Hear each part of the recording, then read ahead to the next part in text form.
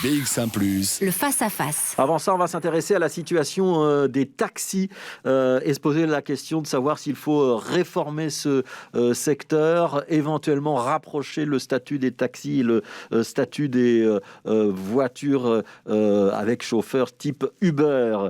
On va débattre de tout ça avec trois interlocuteurs. On a Sam Bouchal, qui est le président de la Fédération belge des taxis. On a David Wetzman, qui est député régional pour le mouvement réformateur, et Djamali Kasban, député régional pour le Parti socialiste, qui sont deux parlementaires qui s'intéressent depuis longtemps et de très près à cette question-là. Mais je voudrais peut-être commencer par une question d'actualité avec vous, Sam Bouchal, puisque vous êtes avec nous. C'est quoi la situation des taxis aujourd'hui ? J'imagine qu'à Bruxelles, le Covid-19 n'a pas tout à fait vos affaires. Ah non, c'est le moins qu'on puisse dire. Effectivement, la situation des taxis actuellement, après ce deuxième confinement, est vraiment catastrophique. Ce choc est très très dur et les clients sont rares. Je sais que notre secteur n'est pas le seul à être touché, mais comme il dépend de beaucoup d'activités, le secteur du taxi, vous le savez, il dépend du monde de la nuit, qui est complètement fermé. Il dépend du monde de la culture, du tourisme, qu'il soit d'affaires ou de loisirs. Et donc, l'annulation de tous les événements, les concerts, les grands salons internationaux. Bref, c'est très difficile, c'est très dur. Alors, on a une situation conjoncturelle, en tout cas liée au Covid-19, qui est difficile. On a malgré tout aussi le sentiment que c'est un secteur qui est difficile. Il y avait un rapport il y a quelques années qui disait le secteur des taxis à Bruxelles, il n'est pas rentable et la plupart des chauffeurs ont du mal à s'en sortir et ils ont un revenu qui est parfois inférieur au salaire minimum. Vous confirmez que c'est le cas toujours aujourd'hui ? Écoutez, on a une troisième étude, puisque l'étude Deloitte vient de paraître. Ça fait 20 ans. En 20 ans, nous avons trois études qui pointent ce problème, effectivement. Nous avons un gros problème de rentabilité dans notre secteur. C'est un problème structurel. Ça ne touche pas directement les chauffeurs salariés, puisque un chauffeur salarié est protégé par un salaire minimum légal, c'est les conventions collectives 140.2, mais effectivement, les revenus des chauffeurs ne sont pas vraiment brillants au regard du nombre d'heures prestées et du caractère dur de ce métier. Ouais, on dit qu'en moyenne, un chauffeur de taxi, il rapporte, et c'est une moyenne, un peu plus de 1 000 euros. Le salaire minimum, c'est 1 600 euros. Et souvent, les taximans, ils font des journées qui sont bien plus que 8 heures de travail. Je vais donner la parole à David Wetzman et on va évoquer cette étude Deloitte que Sam Bouchal vient de mentionner. David Wetzman, vous avez mis la main sur cette étude Deloitte. Elle n'était pas encore publiée, mais elle est parue dans plusieurs journaux maintenant, notamment l'Écho et Sud Presse, je pense. Vous avez le sentiment qu'il faut réformer ce secteur des taxis et que si on veut donner un petit peu d'air au secteur, on ne peut pas garder la situation actuelle ? Oui, exactement. Vous pourrez découvrir d'ailleurs cette étude effectivement dans les différents journaux. Il y a deux choses. Premièrement, je pense que la priorité qui doit être donnée, c'est de comprendre que le secteur des taxis ou le transport rémunéré de personnes doit faire partie d'une vraie stratégie de mobilité. Et donc, il y a moyen notamment de booster cette demande. Et monsieur tout à l'heure a appuyé sur le fait que pendant cette crise Covid, effectivement, il y a eu une diminution. Mais dans d'autres villes, par exemple, à la place de distribuer des primes, ce qui a été réalisé, c'est qu'on a essayé de booster justement le secteur. Vous vous souviendrez qu'il y a des usagers de la STIP qui n'ont pas pu prendre les transports en commun parce que c'était dangereux à certains moments ou qu'on le déconseillait, pour les ramener aussi vers le transport rémunéré de personnes avec un partenariat public-privé qui pourrait notamment, par exemple, subsidier la course. Ça s'est fait dans d'autres villes. Je sais que le gouvernement y a réfléchi. C'eût été une façon aussi, par exemple, de booster cette demande et d'encourager un shift modal, notamment vers le transport rémunéré de personnes. Mais pour répondre à votre question, oui, il faut aller au-delà. Il faut aussi, évidemment, fixer un cadre commun, fixer des règles communes pour évidemment que tout le monde puisse jouer dans le même jeu, et ce n'est pas le cas aujourd'hui. Vous savez, M. Grosfilet, que l'ordonnance dont on parle depuis des années, et bien avant que j'arrive en politique, c'est une ordonnance qui a 25 ans, bien avant même l'arrivée d'Internet. Donc ça n'a pas beaucoup de sens de rester dans cette situation-là. Et là, je pense que le gouvernement, depuis des années, a tout en main pour essayer de moderniser le secteur du taxi. Ouais, quand vous dites qu'il faut que tout le monde joue avec les mêmes règles du jeu, vous visez évidemment Uber. Ça veut dire quoi ? Ça veut dire qu'on doit aligner le statut des taximens sur celui d'Uber ou l'inverse ? Expliquez-nous concrètement ce que ça veut dire, cette idée. Et pourquoi ce sera intéressant ? Oui, tout à fait, vous avez raison. Ça veut dire que très clairement, ce qu'il doit y avoir, c'est un régulateur unique qui fixe les règles du jeu les mêmes pour tout le monde, qui fixe également des critères pour pouvoir rentrer sur le marché, qui fixe des formations identiques pour l'ensemble du secteur, pour augmenter notamment la qualité, parce qu'on le voit dans l'étude, la qualité ne cesse de diminuer et on voit qu'il y a différents problèmes. Et donc ça doit être très important. Bon, je déplore un peu que ça n'a pas été fait avant, parce qu'on voit bien notamment dans l'étude que c'est l'absence d'un cadre qui finalement handicape encore plus le secteur du taxi, qui est d'une certaine façon, face à de la concurrence déloyale. Et où est la concurrence déloyale pour moi? Et on le dit depuis des années, c'est dans les licences, évidemment. Il y a des taximens ou des entreprises qui ont dû payer cette licence, parfois très cher, et d'autres arrivent sur le marché sans licence. Il faut remettre tout ça à plat et essayer le plus rapidement possible de moderniser le secteur. Ouais, ça veut dire quoi? Ça veut dire qu'on impose à Uber d'avoir des licences, ou ça veut dire qu'on impose à Uber de pratiquer le même prix que les taxis? Ce sont les deux. Ça veut dire qu'on doit très clairement prévoir un prix minimum. On a bien vu notamment dans l'étude que le prix n'a pas évolué comme le cours de la vie a évolué. Donc finalement, les salaires et les prix ont quelque part diminué. On doit aussi fixer les mêmes règles, et aussi pour Uber, notamment pour rentrer sur le marché. Et s'il y a des licences, on a déjà discuté, je pense qu'on doit aller vers un remboursement des licences. C'est la seule façon pour véritablement moderniser. En tout cas, c'est une des pistes pour moderniser le secteur. Alors, Jean-Malik Azman, vous suivez ce dossier pour le Parti socialiste. Ce que vient de dire David Wetzman, est-ce que ça va dans le bon sens ou est-ce que vous estimez qu'il est à côté de la plaque? Écoutez, d'abord, sur le début de son intervention, je suis très content de voir que mon collègue du MR, au MR en tout cas, on semble avoir complètement changé d'avis et de vision à l'égard du secteur du taxi. J'en suis très, très satisfait parce qu'il y a peu, j'étais confronté à des gens qui considéraient que le taxi était un secteur mafieux. Par contre, sur la fin de ce qu'il a dit, je pense qu'on mélange beaucoup de choses. Je pense que ce n'est pas correct. Mélanger les opérateurs Uber avec les taxis.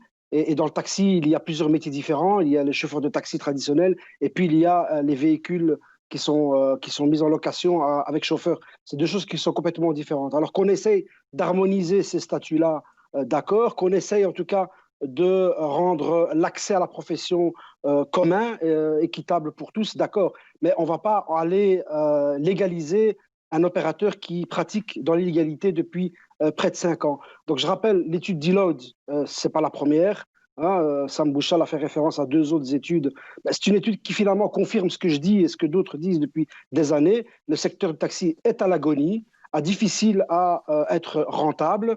Uber est venu compliquer la donne, est venu aggraver la situation. Et j'ai envie de dire que la situation de crise sanitaire n'a fait qu'amplifier à nouveau. Donc le secteur du taxi est un secteur qui a toujours été mal aimé, incompris.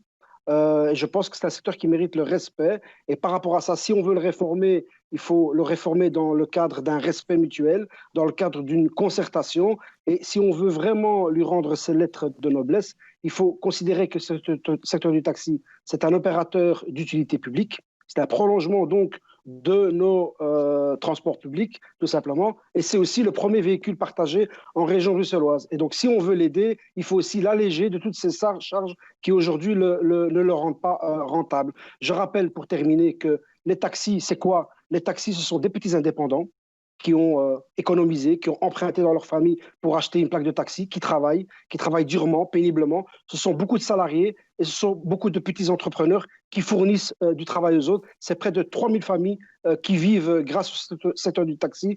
Et je pense que c'est ça qu'il faut avoir à l'esprit si on veut réformer ce secteur. Alors, je voudrais vous inviter à préciser 2-3 choses dans votre pensée, Jean-Malik Azman. Si j'ai bien compris, il y a une réponse réglementaire. Il faut continuer à dire que Uber n'est pas le bienvenu à Bruxelles et poursuivre les chauffeurs qui sont sur Uber. Je sais qu'il y a quand même certains taximans qui, sur leur temps libre, font des courses pour Uber. Ça, c'est la première question. Je voudrais bien que vous précisiez votre position là-dessus. Et puis, sur ce que vous indiquez, il faut le rendre rentable. Ça veut dire quoi? Ça veut dire qu'on rentre dans un système d'économie subsidiée et qu'on va accorder des subventions aux sociétés de taxi pour qu'elles soient rentables?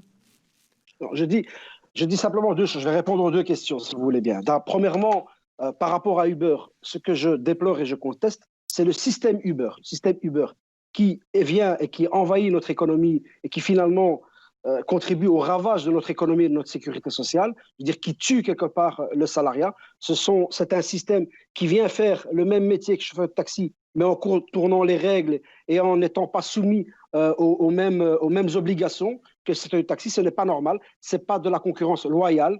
Moi, je suis favorable à la concurrence, mais quand elle est dans un cadre loyal.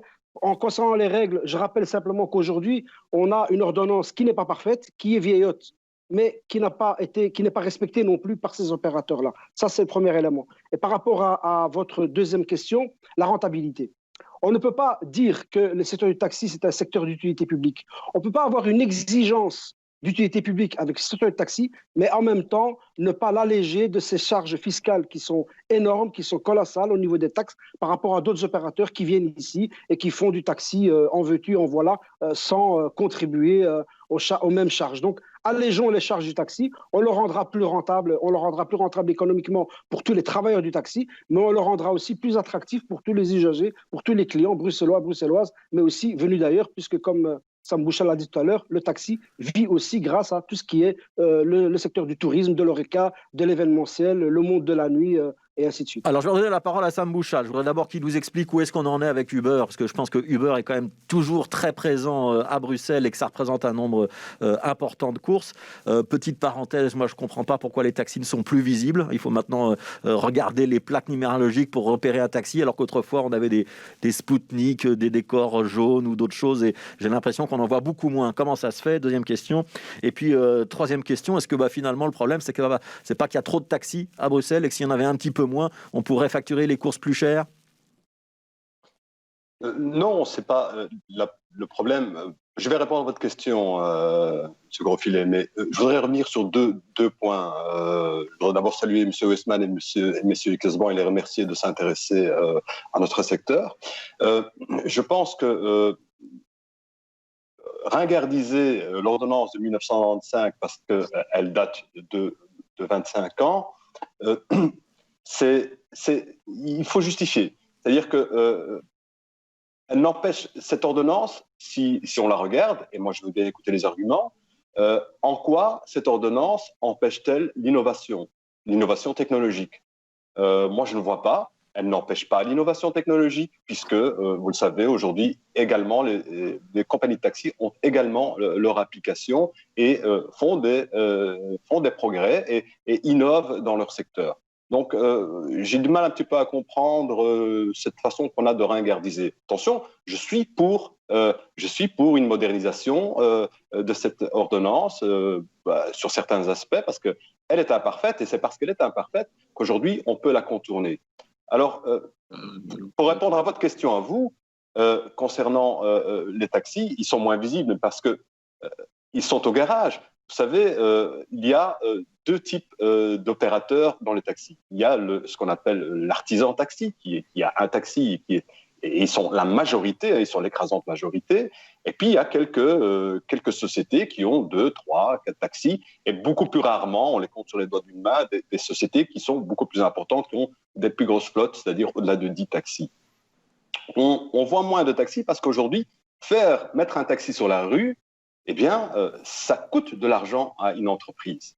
Vous savez, il y a un salaire minimum légal à payer à un chauffeur. Or, les recettes aujourd'hui, elles sont de l'ordre de environ, elles tournent entre 85 et 120 euros par jour. Ouais. Or, pour pouvoir faire face au salaire minimum garanti d'un chauffeur salarié, il faut une recette minimum de 226 euros. Honnêtement, Sam Bouchal, il n'y a pas des taxis qui préfèrent aujourd'hui sortir avec une voiture banalisée en se disant on est moins visible, mais c'est pas grave parce que de toute façon, c'est justement grâce aux applications, aux réservations qu'on va faire notre business. Et puis, deuxième question, quand même, j'aimerais bien que vous répondiez là-dessus. Uber est toujours très présent à Bruxelles, ça continue de représenter une part du marché importante? Mais, évidemment. Uber, vous savez, la courbe, c'est même plus une courbe, c'est une ligne verticale. On est passé avant 2013 à environ, et ça existait depuis toujours, les limousines, on appelle ça les limousines à Bruxelles, les voitures de location avec chauffeur. Il y en avait environ 200. On est aujourd'hui, Bruxelles Mobilité a distribué plus de 880 autorisations. le marché de la limousine n'a pas explosé, n'a pas fait fois 10 comme ça. Non, on a distribué des autorisations limousine à des gens en leur disant « allez-y, faites du taxi » grâce à Uber. Aujourd'hui, nous, ce qu'on reproche à Uber, ce n'est pas d'être présent et d'être une concurrence pour le transport rémunéré de personnes. Ce qu'on reproche à Uber, c'est de ne pas respecter les règles. À partir du moment où on est un opérateur qui distribue, qui dispatche des courses de taxi, on ne peut les dispatcher, si on veut respecter la loi, on ne peut les dispatcher qu'à des personnes qui sont titulaires d'une licence de taxi. C'est tout l'objet d'ailleurs d'un procès, vous le savez bien, dont on connaîtra le verdict la semaine prochaine. Alors, je voudrais faire un dernier tour de table. Je vais redonner la parole une fois à tout le monde. Je vais commencer avec vous, David Wetzman. D'abord, peut-être réagir à la position de Jamali Kazban, et qui, si je comprends bien, est assez partagée par Saint-Bouchal, de dire Uber, il faut réglementer, ils n'ont pas le droit d'être là et ça doit être la place pour les taxis. Vous êtes d'accord avec ça ou pas ? En fait, ils le disent depuis des années et si le MR n'a jamais traité le secteur du taxi comme mafieux, je pense que M. Kazban est finalement le meilleur lobbyiste d'Uber parce que par son action, il est arrivé à ce qu'un acteur vienne sur le marché et ne soit pas encadré et n'ait pas les mêmes règles. C'est tout l'inverse qu'on veut. On veut un marché qui soit souple, dans lequel chacun des acteurs doit exactement suivre les mêmes règles. Et donc ça, c'est très important. Quand vous regardez même l'ordonnance qui a été très décriée de Pascal Smet, c'est globalement ce qu'il fixait, avec effectivement un encadrement, un numerus clausus pour l'ensemble des acteurs.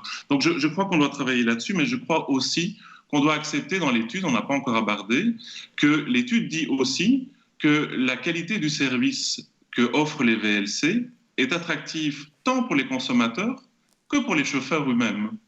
Et donc c'est faux de dire qu'il y a une exploitation excessive. Allez parler vous-même avec des chauffeurs d'Uber, ils vous expliqueront mieux ce qu'ils pensent peut-être que M. Kazban peut le dire.